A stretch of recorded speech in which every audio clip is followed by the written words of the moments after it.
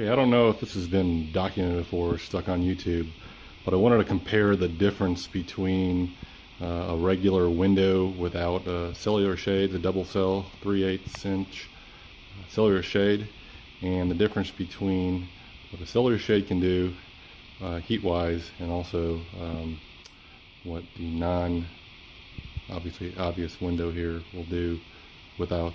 So this is a little solar irradiance BTU meter I'm using to do all my BTU measurements. So I wanted to do two back-to-back days of sunshine and equal temperatures to be able to hold a constant in the house. So I wanted to do two test conditions, one with the shades down, one with the shades up. And unfortunately I can't control the solar irradiance of the sun. In other words, the amount of energy that's being shined in through the windows. So we're going to try and assume that's fairly constant between 2 days because I have the same forecast.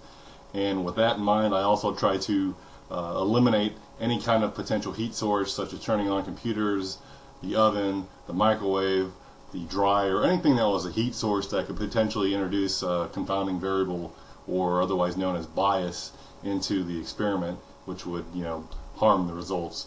So I try to keep that to a minimum, the confounding errors, and this is what I got.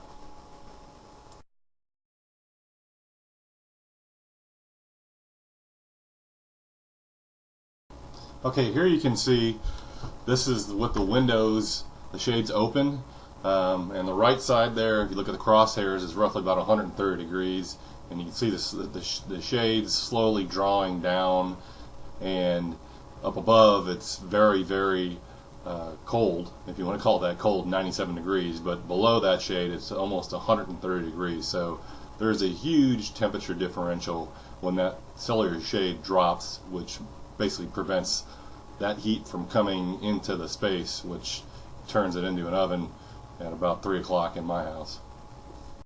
So with this thermal image capture, you could really see the difference between when the shade is closed and the heat buildup inside the shade, aka the heat's not coming in the house, and it's kind of restricting it to the window. So as you open the window up, you can really see it's about 140 to 150 degrees inside the window sill area with the shades closed. So it's obviously working. And the other thing I like to note is, you can really feel in the house itself there's a significant drop in the amount of heat that's radiating out from the window into the space, which significantly helps your level of comfort.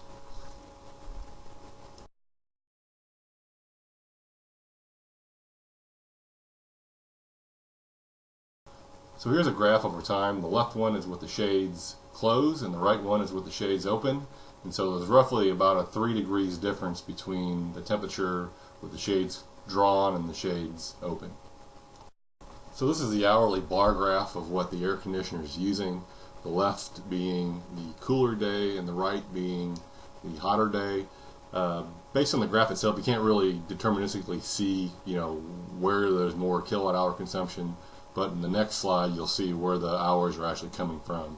So here you can see there's about roughly a 15% difference. The hottest day used 20.1 kilowatt hours, where the coolest day with the shades down used 17 kilowatt hours. So this is just a sensor I stuck in the windowsill after the fact. I just want to see what the temperature over time is for that windowsill.